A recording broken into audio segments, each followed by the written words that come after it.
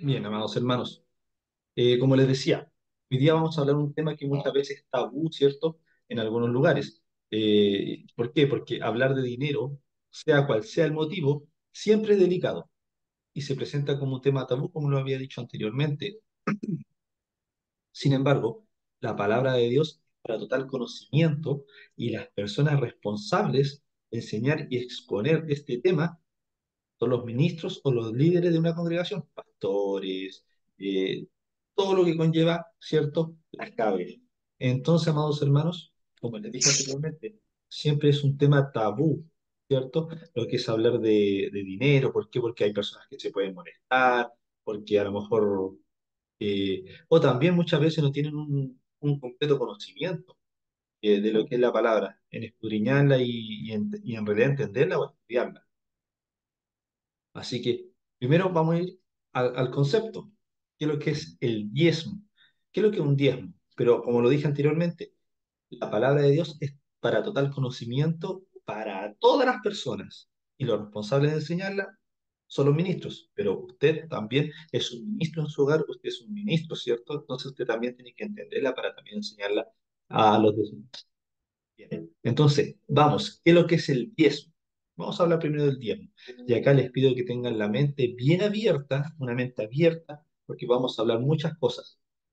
El diezmo es la décima parte de algo que se paga como contribución o es el tributo del 10% del valor de ciertas mercancías, la cual recibía un rey. ¿Se me entiende? O sabemos que el diezmo es de décima parte de algo, paga como contribución, ¿cierto? eh, Antiguamente, en el Antiguo Testamento, era la donación o tributo de la décima parte del ganado al sacerdocio para utilizarlos al servicio de Dios. Entonces, amados hermanos, un tributo, ojo, en el Antiguo Testamento, un tributo, sí, se le daba, por ejemplo, las partes del ganado, como decía, del ganado al sacerdocio, ¿cierto? Parte del ganado, ¿por qué? Porque era parte de pagar como un tributo para el servicio de Dios, pero después era, ¿cierto? Era dinero, ¿cierto? Entonces ahí vamos a la controversia. En la actualidad es la contribución de nuestra décima parte de nuestra economía, ¿cierto? De nuestro sueldo. Eh, y este mandato es una forma de adorar y obedecer a Dios. Proverbios 1.7. ¿Qué dice Proverbios 1.7? El principio de la sabiduría es el temor de Jehová. Los insensatos desprecian la sabiduría y la enseñanza. Por eso, el principio de la sabiduría es el temor a Jehová. Entonces, por eso les pido una mente abierta para este tema. Vamos a ver temas que los vamos a empezar como a revolver un poquito, pero esto es parte del estudio bíblico de teología un poco. Entonces, ojo, antiguamente, en el Antiguo Testamento, era un tributo, ¿cierto? Era un tributo. Pero después, en el Nuevo Testamento, ¿cierto? ¿Qué es lo que hacían, qué es lo que hacían los judíos? Tenían que pagar un impuesto a los romanos. Ojo, entonces es un tributo en el Antiguo Testamento, pero después fue un impuesto, un impuesto. Como ustedes pagan impuestos el día de hoy, así, para ellos es una obligación, un impuesto. Miren lo que dice Mateo 22, 15 al 22. Vamos a empezar en tierra derecha de inmediato. Mateo 22, del 15 al 22. Y ya como título, la cuestión del tributo. Dice, entonces se fueron los fariseos y consultaron cómo sorprenderle en alguna palabra. Y le enviaron los discípulos de ellos con los herodianos diciendo, Maestro, Cristo, ¿cierto? Sabemos que eres amante de la verdad y que enseñas con verdad el camino de Dios, que no te cuidas de nadie, porque no miras la apariencia de los hombres. Dinos pues, ¿qué te parece? ¿Es lícito dar tributo a César o no? Pero Jesús, conociendo la malicia de ellos, les dijo, ¿qué me tentáis, hipócritas? Tradme la moneda del tributo. Y ellos le presentaron un denario. Entonces les dijo, ¿de quién es esta imagen y la inscripción? le dijeron de César. Y les dijo, dad pues a César lo que es de César y a Dios lo que es de Dios. Oyendo esto se maravillaron y dejándole se fueron. Entonces ya en nuestro mismo Señor Jesucristo, ¿cierto? En pocas palabras, les dijo, dar el tributo que es de César y dar el tributo de lo que es de Dios a Dios. Entonces está separando las aguas. Entonces ya vemos que Jesucristo estaba hablando de un tributo por no decir impuesto, que suena muy feo. El impuesto, eso era una obligación para los romanos. Y este era un tributo. ¿Por qué? Porque lo hacías para el servicio, para utilizarlo para el servicio de Dios, de la congregación. Como lo dije anteriormente, en la actualidad, hoy en día, esa contribución es la décima parte de nuestra economía, de nuestro sueldo, ¿cierto? Ahora si tú quieres dar más. Y este mandato es una forma de adorar y obedecer a Dios, ¿cierto? El temor a Dios. El diezmar no significa que Dios necesite nuestra economía, sino que te desprendas de lo material, dependas de Él. Porque siempre lo he dicho, cuando uno se hace dependiente de otras cosas, no dependes mucho de Dios. Tú tienes que depender de Dios. Miren, Mateo 6:24, aquí lo tiene, lo lee, por favor. Mateo 6:24.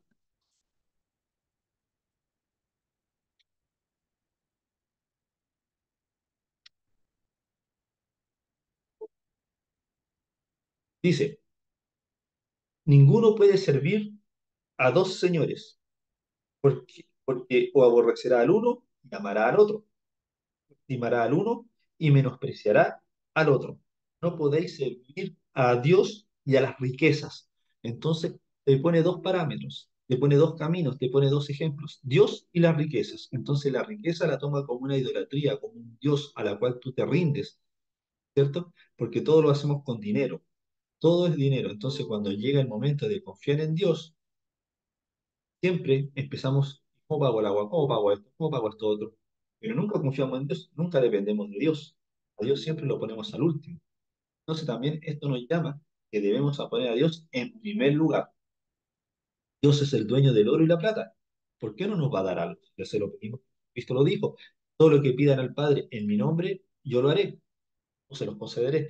Entonces, primeramente, es que nos desprendamos de lo material y dependamos totalmente de Dios. Por ejemplo, 1 de Timoteo, capítulo 6, versículos del 9 al 10. 1 de Timoteo, capítulo 6, versículos del 9 al 10. Amén. Amén. Porque los que quieren enriquecerse caen en la tentación y lazo, y en muchas codicias necias y dañosas, que hunden a los hombres en destrucción y perdición. Porque raíz de todos los males es el amor al dinero, el cual, codiciando algunos, se extraviaron de la fe y fueron traspasados de muchos dolores. Amén. Muchas gracias, hermana Cintia. Amén. Entonces, fíjense como leyó nuestra hermana Cintia. Pero como siempre, voy a empezar de atrás para adelante. Dice, porque raíz de todos los males es el amor al dinero. Amor al dinero. Entonces, ¿cuál es el primer parámetro? ¿Es amor a Dios, dependiendo de Él, o amor a la idolatría al dinero? Dice, el cual, codiciando algunos, se extraviaron de la fe. Ojo, estamos hablando de personas de fe, pero codiciando el dinero, se extraviaron, se perdieron, salieron del camino.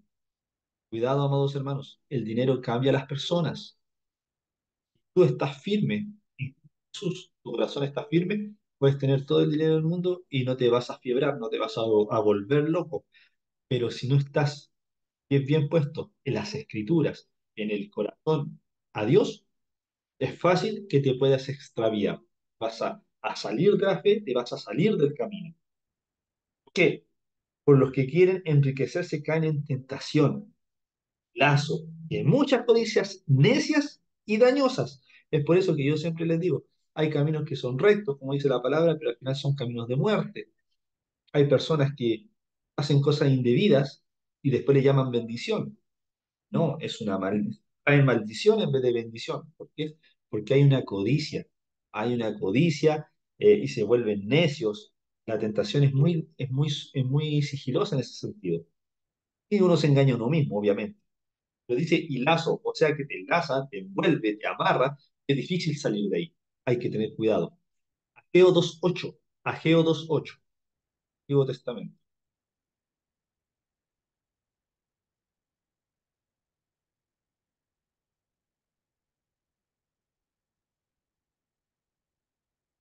El que tiene lo lee, Ageo 2.8.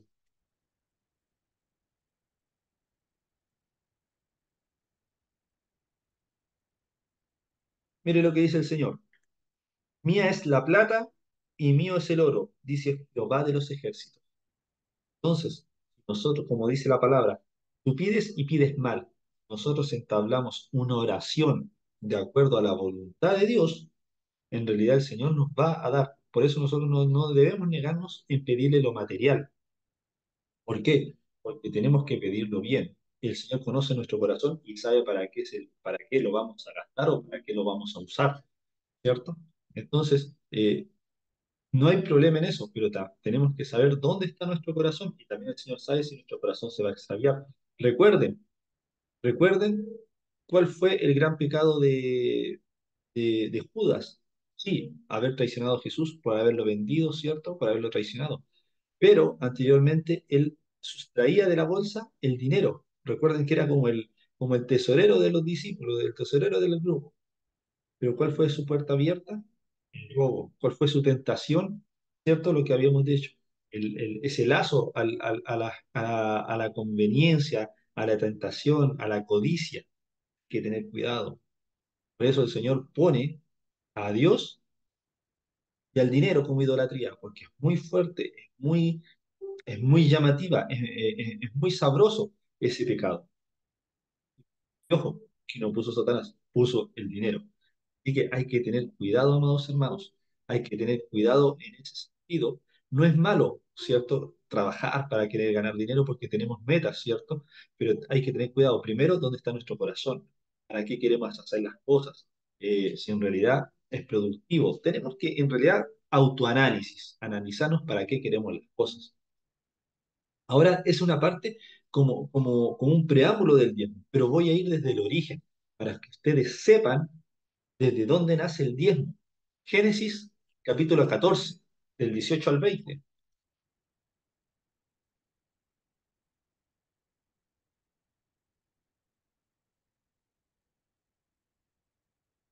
Dice, entonces Melquisedec, rey de Salem y sacerdote del Dios Altísimo, sacó pan y vino y le bendijo, diciendo, bendito sea Abraham del Dios Altísimo, creador de los cielos y de la tierra. Y bendito sea el Dios Altísimo que entregó tus enemigos en tu mano y le dio a Abraham los diezmos de todo. Entonces es la primera vez que aparece la palabra diezmo en la Biblia. Ustedes dirán, ¿y quién le enseñó a Abraham sobre el diezmo? Todavía no había nada escrito. Amados, recuerden cuando Caín y Abel, ¿cierto? Había que llevarle ese tributo, ¿cierto? A Dios. Y uno de los dos, ¿cierto? Uno de los dos hermanos se equivocó en ese tributo. ¿Qué es lo que llevó? Los frutos de la tierra. Pero el otro llevó un corderito. Entonces había uno, no había uno. Estos dos hermanos tenían un padre, ¿cierto? Que era Adán. Y Adán ya les había hablado el carácter de Dios. Adán había tenido una comunicación con Dios desde el huerto del Edén hasta que fue expulsado. Y él les enseñó cómo tenían que comportarse para Dios. Es por eso que más sabio, tuvo más sabiduría Abel, sabía que había que traer un cordero macho para hacer un sacrificio, mientras que Caín no entendió, no tuvo sabiduría. Entonces, a raíz de eso se fue propagando, ¿cierto? Eh, por decirlo, la palabra de Dios, pero de forma oral, no escrita. Entonces ahí ustedes ven que ya llegó Abraham, ¿cierto? ¿Por qué? Por traspasarse de forma oral la palabra de Dios, lo que salía de la boca de Dios, el carácter de Dios, lo que quería Dios. Y se fue, ¿cierto? De boca en boca. Ahí vamos bien. Entonces, les quiero hablar un poco de Melquisedec, o pueden, la palabra correcta es Melech Sadik, ¿cierto? Pero Melquisedec significa rey o príncipe de paz.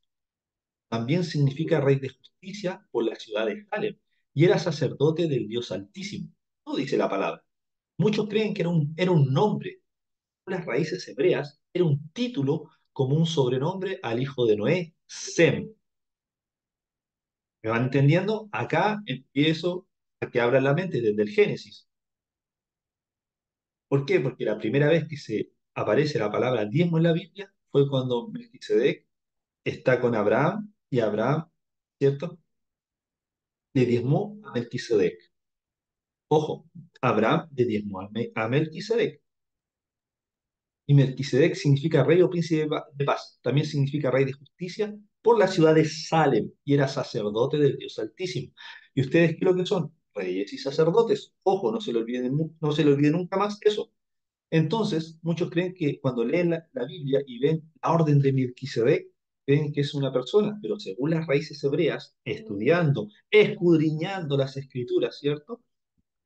Era un título, como un sobrenombre, hijo de Noé. Sem. Recuerden que Noé tuvo tres hijos. Sem viene nosotros venimos, o sea, los semitas vienen de Sem, y los semitas, ¿cierto? Los judíos y después todos los hijos de Dios. De ahí viene todo. Y en el Salmo 110:4, vamos al Salmo 110:4, voy a ser bien explicativo, para que quede bien claro, lo del diezmo especialmente. Salmo 110:4, ¿qué es lo que dice? Juró Jehová y no se arrepentirá. Eres sacerdote para siempre según el orden de Melquisedec. Entonces ahí confirma, ya hablaba de un sacerdocio eterno con la orden de Melquisedec. Ojo, juró Jehová y no se arrepentirá. Tú eres sacerdote para siempre. Quiero que me escuchen bien porque esto es de estudio. Juró Jehová y no se arrepentirá. Le dijo a Melquisedec, tú eres sacerdote para siempre según la orden de Melquisedec. Entonces, eh, ya se hablaba de un sacerdocio eterno, eterno, con la orden de Melquisedec, de la tribu de Judá y no de la tribu de Leví. ¿Me van entendiendo? Recuerden, hubieron 12 tribus en Israel, ¿cierto? Pero la tribu que tenía los sacerdotes eran los levitas, la tribu de Leví, que no era una de las 12 tribus. ¿Por qué? Porque ellos no te- ¿Por qué? Porque ellos tenían un sacerdocio, no entraba dentro de las tribus. Los hijos de José entraban dentro de las tribus. No los quiero enredar más. Pero los levitas no cabían dentro de las tribus para ganar territorio porque ya tenían un sacerdocio. Hebreos 7:3. Hebreos 7:3. Dice, voy a ir del 1 al 3. Porque este Melquisedec, rey de Salem, sacerdote del Dios Altísimo, que salió a recibir a Abraham, que volvía de la derrota de los reyes, y le bendijo. A quien asimismo dio Abraham los diezmos de todo, cuyo nombre significa primeramente rey de justicia, y también rey de Salem, esto es rey de paz, sin padre, sin madre, sin genealogía, que ni tiene principio de días ni fin de vida, sino hecho semejante al Hijo de Dios, permanece sacerdote para siempre. Abran sus mentes. Entonces, esa expresión, sin padre y sin madre, sin genealogía, es para validar y autenticar tu derecho a ser un sacerdote y rey, ya que la tradición en Salem, la tradición en Salem era quien fuere elegido rey y sacerdote, además de ser un sadik. ¿Se recuerda? Melech Sadik era Melquisedec. No debe haber en su genealogía un rey anterior, padre sin madre que no haya sido de reyes en Salem, es decir, que tome ese título por méritos propios y no heredados. Entonces, vamos por partes, ¿cierto? Primera vez que se escucha el diezmo en la Biblia, por Abraham, cuando le dio todo, diezmó a Melquisedec. Recuerden, Melquisedec significa rey y príncipe de paz. También significa rey de justicia por la ciudad de Salem y era un sacerdote del Dios Altísimo. Según las raíces hebreas, era un título y no un nombre Melquisedec. Y lo llevaba Sem, el hijo de Noé. Este Sem era de una orden de Melquisedec que era un sacerdocio eterno, de la tribu de Judá y no de la tribu de Leví. Ojo, vaya, vamos a ver por qué la diferencia de las dos.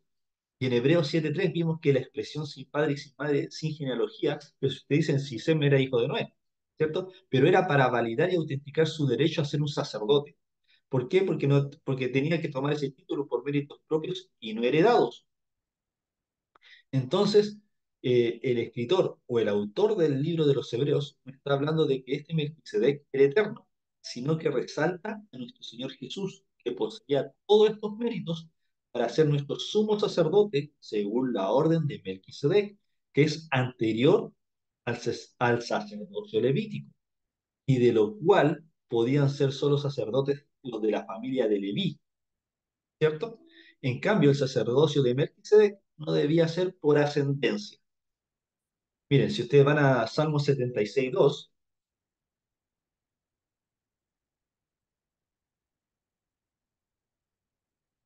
Salmo 76.2, dice, en Salem está su tabernáculo y su habitación en Sión. Entonces Salem es la ciudad especial por Dios, por Yahvé, para que morara su nombre, y esta es Jerusalén. Así de simple. Cuando ustedes vean en la Biblia Salem, es Jerusalén. Ahora, quiero que me entiendan esta parte. Recuerden que desde el principio les dije que la primera vez que se diezma fue Abraham diezmándole a Melquisedec. Y Melquisedec era un título y no un nombre según las raíces hebreas. Y se lo daban a Sem, el hijo de Noé. Y ustedes dirán, ¿por qué a Sem, al hijo de Noé? Porque recordemos que desde el principio, desde Adán, su hijo, ¿cierto? Desde Adán y Eva, ¿cierto? Después sus Caín y Abel, por esos, por esos sacrificios que hicieron, ¿cierto? El sacrificio disculpen, de Abel respecto al de Caín, ¿cómo supo uno del otro? ¿Por qué? Porque había una obediencia, había una transmisión oral de la palabra de Dios. Llegamos a Sem, de Noé, de donde desembocan los semitas. Entonces Sem, amados hermanos, vivió 600 años y Abraham vivió 175, por lo cual cuando Sem murió, ya Abraham tenía unos 120 años, 125 años más o menos. Entonces, se dice por las raíces hebreas que ese Melquisedec era Sem, el hijo de Noé, y era de la parte de la orden de un sumo sacerdote que era eterno. Por eso, después van a ver que se enrola con Jesucristo, se le da ese tributo a nuestro Señor Jesús. Miren, ustedes, si tienen un lápiz o un papel, ahora, si no lo tienen, mentalmente hagan una línea de tiempo. Imagínense esta línea de tiempo. Imagínense. Al principio, sacerdote.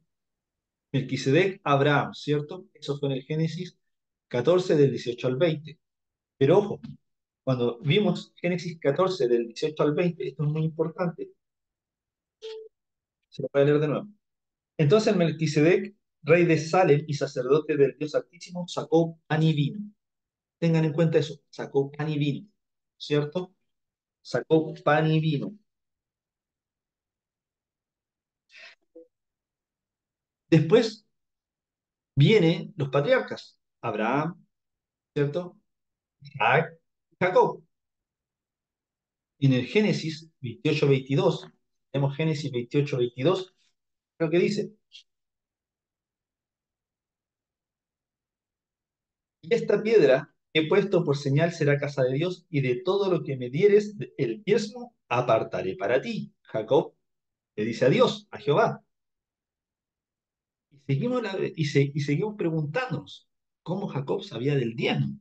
Obviamente porque se lo había enseñado su padre Abraham. ¿Quién se lo enseñó a Abraham? Obviamente la orden de Melquisedec. ¿Y quién era? Sem, ¿cierto? ¿Y quién le enseñó a Sem? De ahí para atrás, ¿cierto? La genealogía. Había una transmisión oral de la palabra. Ahora, en esta línea de tiempo, ojo con esto, acá vamos a hacer un paréntesis. ¿Por qué? Porque esta línea de Melquisedec era de la tribu de Judá. Tengan eso en cuenta. Era de la tribu de Judá.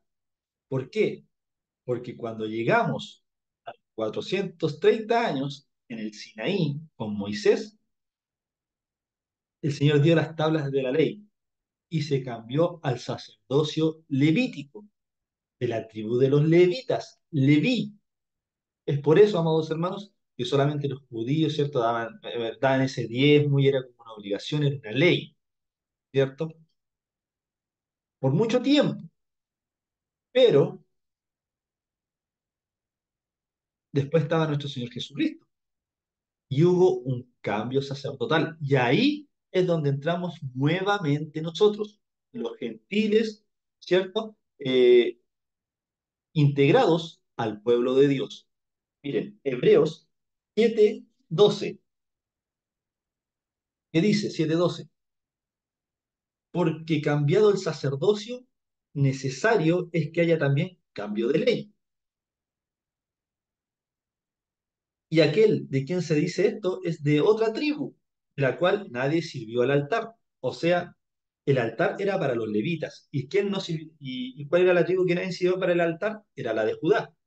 Porque manifiesto es nuestro Señor vino de la tribu de Judá, de la cual nada habló Moisés tocante al sacerdocio, porque Moisés habló de los levitas. Y esto es aún más manifiesto si semejanza de Melquisedec se levanta un sacerdote distinto y no constituido conforme a la ley del mandamiento acerca de la descendencia. ¿Se recuerdan que había hablado de la ascendencia sin genealogía, sino según el poder de una vida indestructible, o sea, un sacerdocio eterno? Pues se da testimonio de él, tú eres sacerdote para siempre según el orden de Melquisedec. Ojo, queda pues abrogado el mandamiento anterior a causa de su debilidad e ineficiencia, ¿cierto? Pero, ojo, dice, por tanto Jesús es hecho fiador de un mejor pacto.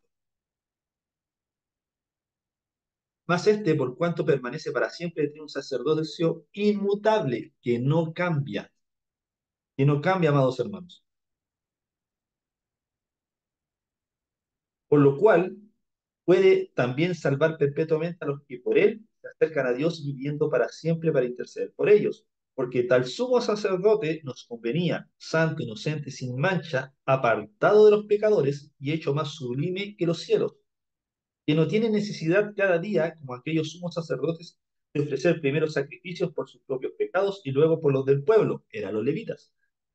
Porque esto lo hizo una vez para siempre, ofreciéndose a sí mismo. Está hablando de Jesús. Porque la ley constituye sumos sacerdotes a débiles hombres, pero la palabra del juramento posterior a la ley, el Hijo hecho perfecto para siempre, sacerdocio eterno. Bien, entonces, Abraham diezmó a Melquisedec. ¿Cómo Abraham supo? Por intermedio de Sem, disculpen, de Sem, que era de Melquisedec, ¿cierto? Por las raíces hebreas. Sem le transmitió la palabra de Dios de forma oral, porque todavía no se escribía nada. ¿Y quién se la dijo a Sem? Bueno, vino desde atrás, de Adán, ¿cierto? Todo la genealogía. Llegamos a los patriarcas, Abraham, Isaac y Jacob, ¿cierto? Y Jacob también le dijo a Dios, si tú me bendices, yo te diezmo todo lo que tengas, ¿cierto? Te voy a dar un diezmo. Ahí llegamos, ¿cierto? Con la ley disculpen, llegamos con el diezmo de, no es una tribu levítica, pero entramos al terreno de Moisés en el Sinaí, cuando hubo el éxodo y el Señor dio las tablas de la ley y hubo el diezmo al sacerdocio levítico. Era una obligación, eran las leyes como para empezar a caminar de forma recta, sólidas. Pero acá hubo un cambio sacerdotal después de la muerte de nuestro Señor Jesucristo, que iba a venir por la orden de Melquisedec, un sacerdocio eterno, porque el diezmo levítico no era eterno. pero ahora se cambió por el sacerdotal, desde la orden de Melquisedec, que era un sacerdocio eterno. Salmos 11:4. Salmos 11:4, ¿qué nos dice?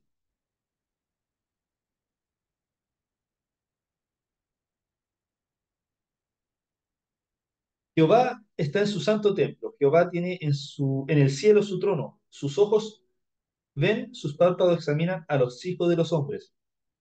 Entonces, Jehová está en su santo templo. ¿Y dónde está su santo templo, amados hermanos?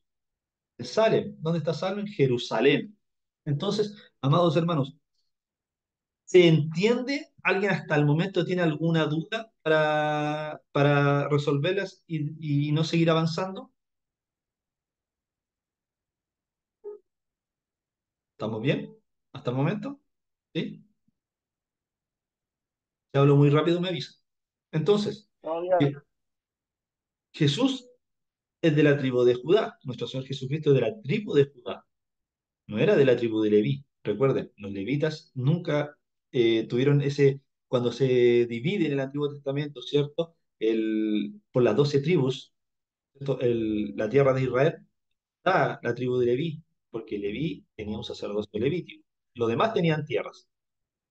Pero ahora con Jesucristo hubo un cambio sacerdotal, como fue al principio de la orden de Melquisedec, una orden, un sacerdocio eterno. Jesús de la tribu de Judá, Aarón de la tribu de Leví. Juan 8:39. Juan 8:39.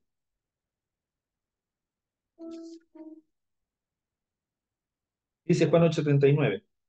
Dice, respondieron y le dijeron, nuestro padre es Abraham. Jesús le dijo, si fueses hijo de Abraham, las obras de Abraham haríais. Este pasaje nos recuerda cuál es nuestra posición con respecto al diezmo. La iglesia de Cristo no tiene un sacerdocio levítico. No hay maldición para el que no diezma, ¿cierto? Porque el que no diezmaba en el Antiguo Testamento en el sacerdocio levítico se le tenían las penas del infierno, amados hermanos. Entonces, no hay maldición para el que no diezma, pero tampoco tendrá todas las ventanas abiertas como el que sí lo hace con obediencia a través de la orden de Melquisedec para un sacerdocio eterno. Cabe señalar que no es lo económico, no el real significado, es la dependencia y obediencia a Dios. ¿Se me entiende por qué las personas diezman? ¿Se entiende por qué las personas diezman ahora? ¿Por qué? Porque como lo dije anteriormente, vamos, es una contribución, ¿cierto? Es un mandato de Dios, es una forma de adorar y obedecer. Eh, También significa que nos desprendemos de lo material. Ojo, las personas tienen que enseñar por qué se tiene que diezmar. Ya no estamos en ese ley del diezmo del sacerdocio levítico, por eso todos dicen, no, si ya no se diezma porque se diezmaba cuando estaba la ley, ahora ya no estamos dentro de la ley, estamos en un nuevo pacto. Sí, pero Jesucristo diezmó. Jesucristo dijo en Juan 8:39, si fuerais hijos de Abraham, obras de Abraham haríais. ¿Qué es lo que hizo Abraham cuando vio al sacerdote Melquisedec? ¿No? Que diezmó todo lo que tenía. Entonces nosotros, ¿por qué tenemos que ser diferentes? Recuerden, Jesucristo hizo el cambio sacerdotal, ¿cierto? De los levitas, nuevamente a la orden de Melquisedec, así como lo tenía Abraham, así como lo tuvo Jacob. Nosotros debemos diezmar como lo hicieron ellos. Es tener una dependencia de nuestro Dios, no de la idolatría del dinero. Diezmar porque así son nuestros antepasados.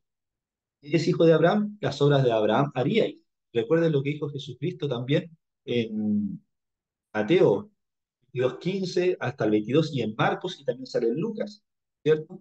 Cuando les dijo, dad a César lo que es del César y dad a Dios lo que es de Dios. ¿Y por qué a César le tienes que dar lo que es del César? Porque era un impuesto, pero para Dios dale el tributo, ¿cierto? La parte que el Señor te da, porque el Señor es el dueño de la plata y el oro, y lo que tienes, todo lo que tienes, ¿cierto? No son por tus esfuerzos, son porque Dios ha puesto la fuerza para que tú te dieras esfuerzo, para que tú tuvieras todas las cosas que tienes, pero porque Dios te las concede. Dios es el dueño de todo. Recompénsalo, dale tributo. Por eso nosotros tenemos que diezmar. No es una obligación como enseñan en otros lugares, no es porque dicen solamente, no, porque es bíblico, sí, pero porque es bíblico, hay que enseñarlo de buena forma. No estamos bajo el diezmo del sacerdocio levítico, estamos en el cambio sacerdotal de una orden eterna, que es la de Melquisedec. Entonces tenemos que entender eso, amados hermanos. Y el mejor concepto del diezmo es un principio universal, amados hermanos, de riqueza para la iglesia de Cristo, porque somos sacerdotes por la orden de Melquisedec. La palabra lo dice, tú eres rey y sacerdote. ¿Qué es lo que era? ¿Qué es lo que era? ¿Qué es lo que significaba el ser Melquisedec? ¿Qué es lo que significaba ser un sadik?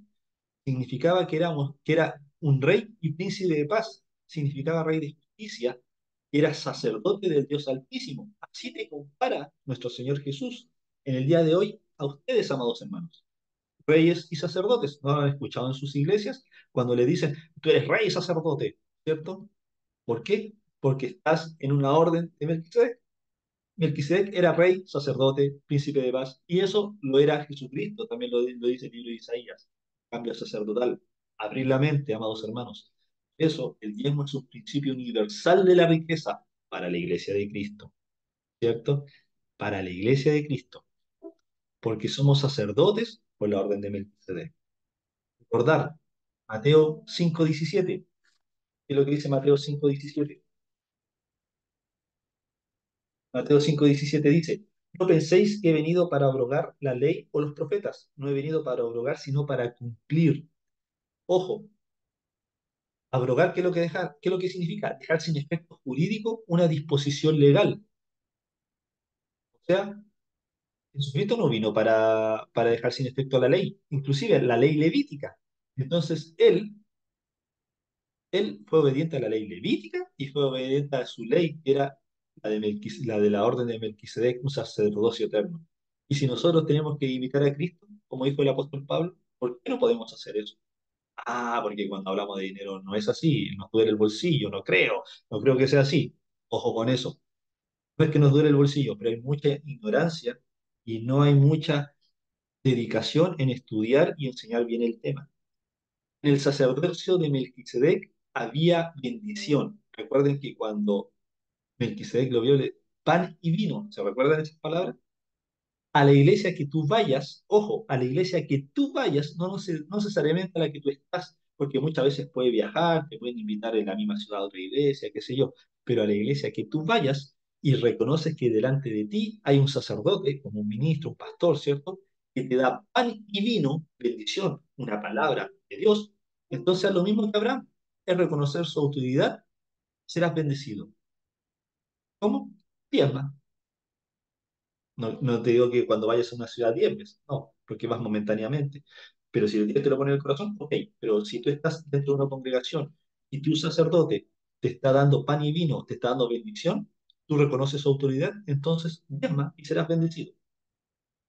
Y de simple, amados hermanos. Miren, los mejores ejemplos del diezmo levítico están en 1 Samuel capítulo 8, en Levíticos capítulo 27, 2 de Crónicas capítulo 31, Números capítulo 18, Josué capítulo 10, Deuteronomio capítulo 14 y capítulo 26, y Malaquías, que todos lo saben, del 8 al 11. Pero ojo, acá quiero destacar algo en Malaquías. Quiero leer Malaquías, que todos conocen este pasaje bíblico de Malaquías, y muchas veces cuando se va a orar por los tiempos, por los tiempos, también lo dice, lo recitan, ¿cierto? Dice, Malaquías 3, del 8 al 11, dice, ¿robará el hombre a Dios? Pues vosotros me habéis robado y dijisteis, ¿en qué te hemos robado? En vuestros diezmos y ofrendas. Malditos sois con maldición, porque vosotros, la nación toda, me habéis robado. Traed todos los diezmos al alfolí, y hay alimento en mi casa. Y probadme ahora en esto, dice Jehová de los ejércitos, si no os abriré las ventanas de los cielos y derramaré sobre vosotros bendición hasta que sobreabunde. Y reprenderé también por vosotros al devorador, y no destruirá el fruto de la tierra, ni vuestra vida en el campo será estéril, dice Jehová de los ejércitos. O sea, viene una gran bendición. Reprende espíritus, ¿cierto? Reprende cuando la economía, cuando tú estás diezmando. Pero ¿por qué rescaté lo que dice Malaquías? Porque primeramente acá habla de los diezmos, ¿cierto? Acá habla de los diezmos, y utiliza mucho el amor de Jehová por Jacob, ¿cierto?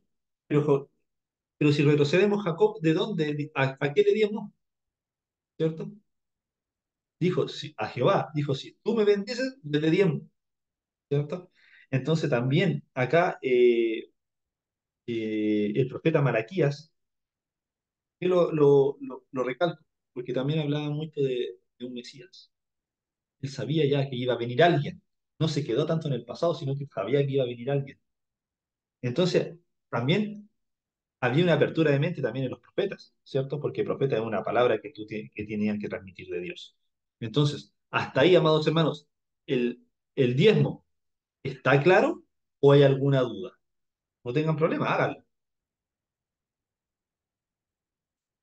háganla. Entonces, yo creo que sí, quedó claro, ya saben por qué tienen que diezmar, ¿cierto? Porque somos reyes y sacerdotes. Y cuando nosotros encontramos un sacerdote que nos está dando pan y vino, nosotros los bendecimos, ¿cierto? Y disculpen, y, y reconocemos la autoridad, reconocemos la autoridad. Ahora, vuelvo a recalcar, ¿de dónde viene? La primera persona que diezmó fue Abraham. ¿A quién? A Melquisedec. Melquisedec, según las raíces hebreas, era Sem. Sem, el hijo de Noé, vivió 600 años, entonces conoció a Abraham hasta cuando tenía 120 años más menos años, ¿cierto? Entonces él transmitió la palabra de Dios de forma oral, porque todavía no se escribía nada. Recordemos que después ahí en el Sinaí se empezó a escribir las cosas en la piedra y de ahí para adelante, pero antes no. ¿Y qué le enseñó a Sem?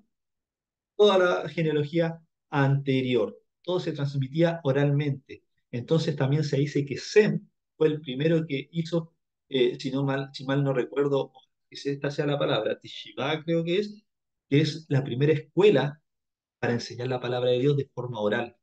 Y se suponía que ahí iba Moisés. O sea, disculpen, Abraham. Se supone que desde ahí iba Abraham. ¿Entienden? No, si esto es muy importante, por eso el Señor dijo, nuestro Señor Jesucristo, escudriñar la escritura. Y ojo, no es nada de revelación, es escudriñar. Muchas personas dicen, no, es que es una revelación. No, no, no, no. Date tiempo para leer, date tiempo para tener una comprensión de lectura, date tiempo para estudiar la Biblia, empieza a anotar, empieza a subrayar, todo. Bien, entonces el diezmo quedó ok. Cualquier duda, cualquier consulta, por interno. ¿Qué? Porque ahora quiero ir a la ofrenda. La ofrenda, ¿qué es lo que es la ofrenda? La ofrenda significa dar libremente como regalo o sacrificio. Puede ser regalo o presente. Eso es la ofrenda. O sea, la ofrenda al final es un regalo. Es un regalo que tú das. A diferencia del diezmo, ¿cierto? Nosotros diezmamos porque encontramos una bendición, ¿cierto? Y encontramos autoridad en un sacerdote como Melquisedec y reconocemos su autoridad y también Él nos bendice con pan y vino. ¿Y cómo nos bendice hoy en día un sacerdote? ¿Cómo nos bendice hoy en día, ¿cierto? Un ministro, un pastor, con una palabra poderosa, con su amor, con el amor de Cristo en la vida de nosotros. Bien, entonces si tú reconoces esa autoridad, diezma, así como lo hizo Abraham. Recuerda, Jesucristo dijo, si eres hijo de Abraham, las cosas de Abraham haríais. Cristo también lo dijo, dad a César lo que es del César y dad a Dios lo que es de Dios. A César, dale el impuesto. Yo no te pongo un impuesto, pero sí, dale tributo a Dios. Diezmo. Así. Porque Jesucristo no vino a abrogar la ley ni los profetas, o sea, vino a cumplirla. Cumplió la ley levítica y cumplió la ley, ¿cierto? El cambio sacerdotal que era por la orden de Melquisedec. En eso ya estamos claros. Si no, pregúntenme. No me aburro de contestar. La ofrenda es un regalo, ¿cierto? Lucas 8.3. Lucas 8.3. Va muy rápido porque nos demoramos harto en explicar. Pero está bien explicado. Creo yo. Lucas 8.3 dice, Juana, mujer de Chuza, intendente de Herodes, y Susana y otras muchas mujeres que le servían de sus bienes. Había mujeres que daban sus bienes, ¿cierto? Para la obra. Entonces eran ofrendas. Ahora que daban de sus bienes, vendían cosas y la regalaban, ¿cierto? Ahí cuando Judas andaba con la bolsita, todo, ¿cierto? Y tenía mucho dinerito. ¿Por qué? Porque también ellos, también, como decía, como dice la palabra, ellos vivían del Evangelio, vivían de estar con Jesucristo y comían gracias a eso. Entonces, las mujeres recibían con sus bienes, le ofrendaban, se lo regalaban, era un regalo. Miren, en Mateo capítulo 5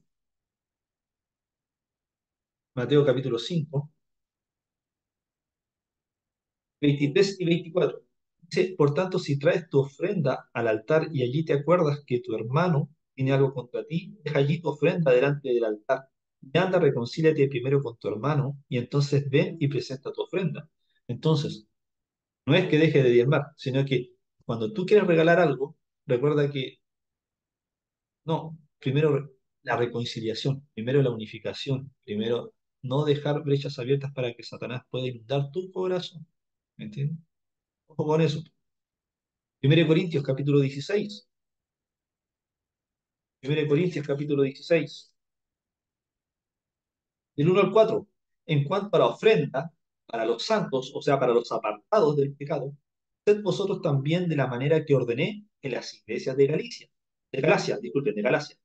Cada primer día de la semana cada uno de vosotros ponga aparte algo según haya prosperado, guardándolo para que cuando yo llegue no se recojan, entonces ofrenda. Tal cual. Cuando haya llegado a quienes hubierais designado por carta, a estos enviaré para que lleven vuestras donaciones a Jerusalén. Y si fuere propio que yo también vaya, irán conmigo. Entonces, cada vez, de una vez de la semana de lo que el Señor te ha prosperado, ofrenda, regala algo de lo que has prosperado durante la semana. Por eso, porque en los servicios, ¿cierto? Uno ofrenda una vez a la semana. Es algo simbólico. Por ejemplo, 2 Corintios capítulo 9. 2 Corintios capítulo 9 del 6 al 18. Por esto digo, el que siembra escasamente, también segará escasamente, y el que siembra generosamente, generosamente también segará. Cada uno dé como propuso en su corazón, no con tristeza ni por necesidad, porque Dios ama al dador alegre.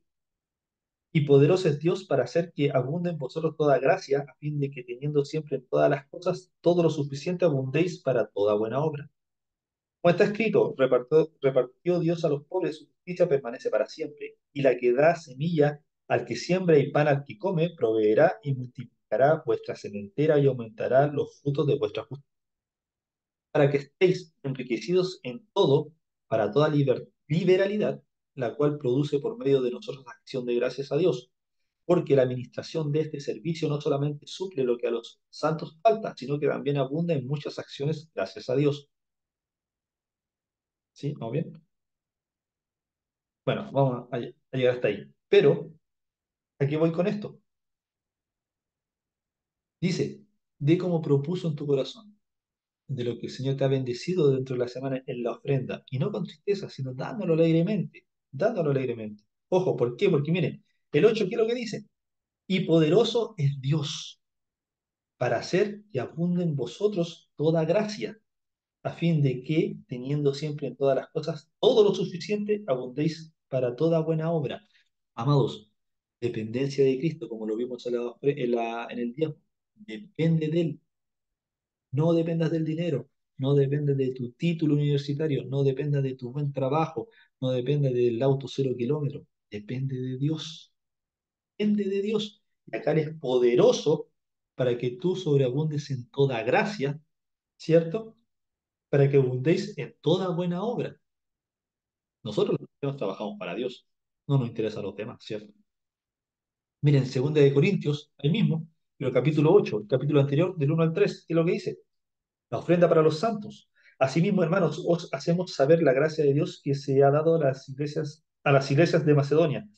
En grande prueba de tribulación, la abundancia de su gozo y su profunda pobreza abundaron en riquezas de su generosidad.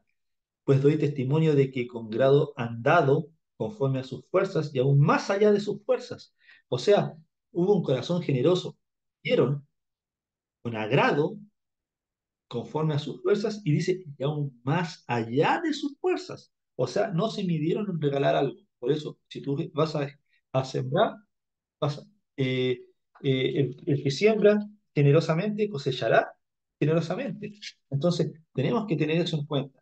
No tenemos que ser apegados al dinero. ¿Por qué? Porque Dios es el dueño del oro y la plata. Pídeselo a Él y Él te lo va a dar. Recuerden también en el capítulo de Marcos 12 la viuda, ¿cierto? Que echó su doble quita, echó todo lo que tenía. Era la ofrenda y echó todo lo que tenía. No se dice, pero yo creo que el Señor la recompensó.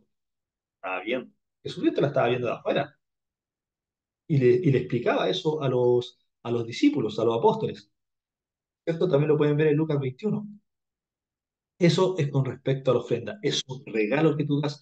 Una vez apartas de lo que el Señor te ha bendecido en la semana para que tú ofrendes. ¿Entiendes? Por eso nosotros ofrendamos generalmente una vez a la semana cuando vamos al servicio. Bueno, si tú quieres ofrendar más, cosa de la congregación, cosa tuya. No hay ningún problema. Ahí estamos con los diezmos y las ofrendas. Y las primicias, amados hermanos, las primicias para terminar con la primicia. ¿Qué es lo que es la primicia? Primicia es la primera parte de la cosecha.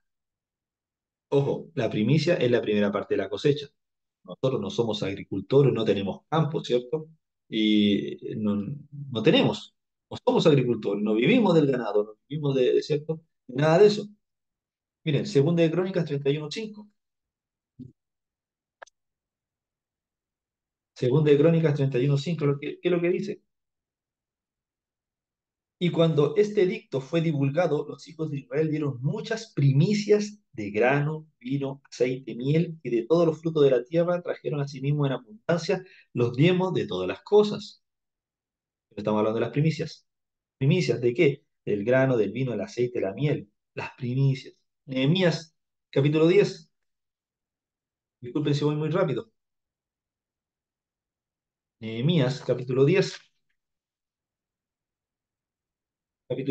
versículos, o sea, versículos 37 y 38. Dice, ¿qué traeríamos? También las primicias de nuestras masas, nuestras ofrendas y del fruto de todo árbol, y del vino y del aceite, para los sacerdotes, a las cámaras de la casa de nuestro Dios, y el diezmo de nuestra tierra para los levitas, y que los levitas recibieran las décimas de nuestros labores en todas las ciudades. Claro, las levitas, ¿cierto? Pero acá estamos hablando de las primicias, ellos traían la primicia de sus masas, de los frutos de los árboles, eh, de todo. Deuteronomio, capítulo 12. Deuteronomio, capítulo 12. Creo que dice Deuteronomio, capítulo 12, 6 y 7. Y allí llevaréis vuestros holocaustos, vuestros sacrificios, vuestros diezmos y la ofrenda elevada de vuestras manos, vuestros votos, vuestras ofrendas voluntarias y las primicias de vuestras vacas y de vuestras ovejas. Y comeréis allí delante de Jehová vuestro Dios, y os alegraréis vosotros y vuestras familias en toda obra de vuestras manos, en la cual Jehová tu Dios te hubiere bendecido. Amados, amados hermanos, la primicia es lo primero que te da de los frutos de la tierra, ¿cierto? O de los frutos, ¿cierto? De lo que tú quieres dar. Una primicia es lo mejor que tú das en cuanto en estos tiempos, a grano, a aceite, a cosecha, a fruto de los árboles, a fruto de las tierras. Entonces, por eso, una vez al mes, nosotros hacemos primicias, guisando, ¿cierto? Obviamente no tenemos campo, no tenemos ganado, no tenemos nada de eso, ¿cierto? Hay algunos que tienen árboles frutales, pero no acá. Pero por eso nosotros llevamos una cooperación en alimentos representando eso. ¿Entienden? Eso es que nosotros tenemos primicias. Y para terminar, quiero ir a una cosita a tocarla. Mateo capítulo 6 del 1 al 4. Mateo capítulo 6 del 1 al 4. Dice, guardaos de vuestra justicia delante de los hombres, para ser visto de ellos. De otra manera no tendréis recompensa de vuestro Padre que está en los cielos. Cuando usted des limosna, no hagas tocar trompeta delante de ti, como lo hacen los hipócritas en las sinagogas y en las calles para ser alabados por los hombres. Cierto, te digo que ya tienen su recompensa. Más cuando tú des limosna, no sepa tu izquierda lo que hace tu derecha, para que sea tu limosna en secreto, y tu Padre que ve lo secreto te recompensará. Primeramente, acá me salí de todos los márgenes. Vimos el diezmo, la ofrenda y las primicias. Acá limosna. Limosna, muchas veces la limosna es lo que siempre a nosotros nos sobra, ¿cierto? Lo último. Pero acá dice que no sepa tu derecha lo que hace, o sea, que no sepa tu izquierda lo que hace tu derecha. ¿Por qué? Porque nosotros cuando ¿cierto? Porque que no sepa tu izquierda lo que hace tu derecha, porque cuando nosotros sacamos dinero de nuestro bolsillo, lo sacamos generalmente con la mano izquierda y escogemos con la mano derecha. Pueden haber 300 pesos, pero si hay monedas de 50 se las damos, ¿cierto? Porque estamos escogiendo. No, dice que sea tu limón en secreto y tu padre que te ve en los secretos te recompensará en público. O sea, y tampoco también podemos, no andemos diciendo estoy dando. No, edito nomás, una experiencia propia. Yo varias veces, no infinidades, pero varias veces, como todos ustedes, yo sé que muchos de ustedes también lo han hecho, apoyado a hermanos que muchas veces han estado un poco, ¿cierto? Un poco mal económicamente o les falta un poquito de mercadería, pero uno da las cosas, razón porque Dios las coloca, pero a nadie uno le anda avisando, ni tampoco uno le dice, oye, habla en el, ¿cierto? En el púlpito, agradece, no, no, nada de eso. O sea, uno lo regala y uno, además de decir, acá no ha pasado nada. ¿Por qué? Porque nada tiene que ser en público. La recompensa la da Dios en los secretos, ¿cierto? Nosotros los secretos, en nuestras recámaras, nosotros nos arreglamos con Dios. Amén, mis amados hermanos. No sé si a alguien le quedó alguna duda, alguna consulta. Hágala nomás sobre lo que era el diezmo. Lo que más me interesa ver el diezmo, porque hay controversia. No, que el diezmo es de los tiempos antiguos, no, que el diezmo solamente de los que están en la ley, ¿cierto? No, solamente los judíos. No, no, no. Diezmo es para todos nosotros, como lo dijo Jesucristo.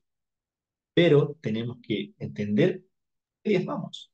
Tenemos que entender de dónde nació y por eso se alargó un poco el estudio. ¿Por qué? Porque se lo expliqué desde los orígenes hasta el día de hoy de la actualidad. Por eso, amados hermanos, como nosotros estamos iniciando una iglesia que recién están haciendo, está en pañales, queremos hacerla de la forma más transparente y sólida en la palabra y transparente.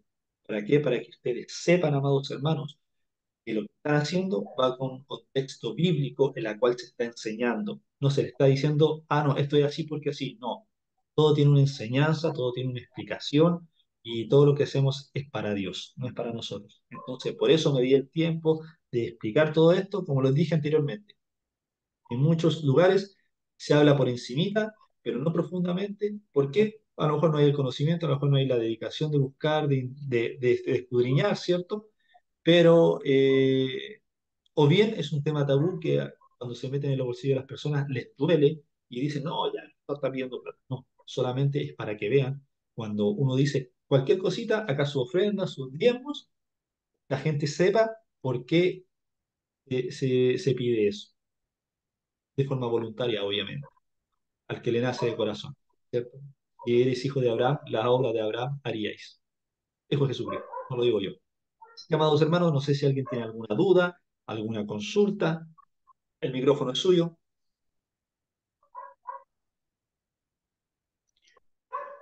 Sí, buenas noches. Buenas noches, hermana Nani. Desde Santiago. Bendiciones. Aló. Aló, dígame. Sí, bendición igual para ustedes. Pastor, yo tengo una consulta en cuanto al diezmo. ¿Ya? Eh, Pe- ¿Quién usa los diezmos en la iglesia? Bien. ¿Y para qué los usan? Ya. En el Porque yo tengo sacerdocio, entendido que el obrero es digno de su salario, sí, pero ¿ya? Pero eso. también le ¿Qué? escucho. No, dígame. ¿El obrero ya? ¿El obrero tiene su salario y qué más? ¿Mm? ¿El obrero es digno de su Por salario eso y me qué más? pregunta, Ah, porque ya. yo una de las cosas que tengo entendido, ¿Ya? que el diezmo es primeramente para las viudas y para los huérfanos, ¿Ya? y lo Perfecto. que queda para el pastor. Ojo, ojo. Eso es en el sacerdocio levítico. Viudas, No, es huérfanos, que yo no me eso es estoy otro. rigiendo, o sea, yo por interno después voy a conversar con Sí, usted. sí, Las pero, ofrendas, totalmente de acuerdo, amada porque hermana, las ofrendas, Pablo habló de las ofrendas y dice que a veces uno de las ofrendas puede dar mucho más que un diezmo. Por eso sí, dice que el Señor bendice al corazón alegre. Y las sí, primicias, totalmente de acuerdo, que es para la gente ya. que está de escasos recursos, para ir en ayuda de los hermanos. Por eso, hermana, te estoy explicando desde el principio. Por eso le, Te estoy explicando desde el principio. Amén. No, pero si muy, yo esto lo he estudiado muchas veces y lo he pero, escuchado muchas veces. O sea, ok, lo que usted explicó ahora en cuanto al diezmo lo he escuchado no una vez, muchas veces, ya, de distintas formas, explicado todo. Pero por eso digo yo, pues después por interno sí. voy a... Lo que pasa es que ya sé lo que usted me está preguntando, pero déjeme responderle, por favor. ¿Qué pasa? Que el diezmo en la parte, en el sacerdocio levítico, era para los huérfanos, para las viudas y al final para el sacerdote, ¿cierto? Porque como lo dije anteriormente, todas las tribus tuvieron terrenos por decirlo terrenos, ¿cierto? Tuvieron su territorio Si no, eso se dado lo por tengo Dios. claro. Sí, pero déjeme explicarle, hermana, déjeme explicar. Para darle su terreno. Y solamente la tribu de Leví no tuvo terreno, pero era el sacerdocio levítico. Y Sí, de eso obtenía, ¿cierto? El diezmo. Ahora, obviamente, con todo lo que estamos viviendo, ahí va al corazón de la congregación. Cada persona, esto yo lo digo yo personalmente, cada persona, cada pastor, con sus líderes, con los hermanos, cada congregación tiene por decirlo, tiene un propósito, porque no todas las congregaciones son evangelísticas, no todas las congregaciones son proféticas, apostólicas, no todas son pastorales, hay otras que son de otros ministerios y cosas así. Entonces, según la prosperidad, no según la prosperidad, según el objetivo, la misión y el objetivo que se le quiera dar, ahí uno empieza a emplear el diezmo, hasta las ofrendas. Generalmente, ¿qué es lo que pasa cuando la iglesia empiezan a crecer cuando son muy pequeñas y no tienen un lugar? Comprarse un lugar para tener una iglesia. Eso es lo más lógico. Entonces, pero en sí, amada hermana, en sí, el diezmo, la ofrenda, son para la ayuda. Ojalá que nunca sea para el ministro. Ojalá que nunca sea. Que sea para la ayuda. Aunque como dice usted, el, el ¿cómo era la palabra? El cristiano es digno de su salario, ¿cierto? Pero ahí va, por ejemplo, le puedo dar mi ejemplo. A mí no me gustaría vivir del diezmo de las personas, tengo mi trabajo propio. Es algo totalmente particular mío de mi cabeza. Pero también sé sí, hay muchos, que, muchos, muchos pastores como usted. sí, No, pero no, no también piden el sé diezmo y no usan el diezmo. También sé que hay una necesidad en los hermanos que también hay que visitarlos, porque cuando una persona trabaja, muchas veces se le acortan los tiempos. Hay que visitarlos, hay que ir a bendecirlos para cualquier emergencia. Entonces también no estoy en contra del pastor que vive también de la obra. Tampoco estoy en desacuerdo, pero hay que llevarlo a una madurez y a una visión y a una misión de lo que el Señor ha querido para la iglesia, que el Señor le ha dicho, abre esta obra. Entonces, no sé si le contesté, sé si le contesté, pero personalmente yo creo que el diezmo y la ofrenda siempre se guardan para un objetivo y para una ayuda, no para los intereses personales. Ese es mi punto de vista.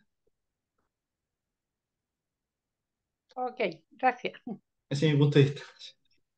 Pero ahí me dice por interno, ahí conversamos. Sí. En todo caso, sé lo que me quería preguntar. No sé si alguien más tiene alguna consulta. ¿No? ¿No? No, pastor, quedó claro. Ok. Entonces, bueno, vamos a orar y voy a apagar la grabación.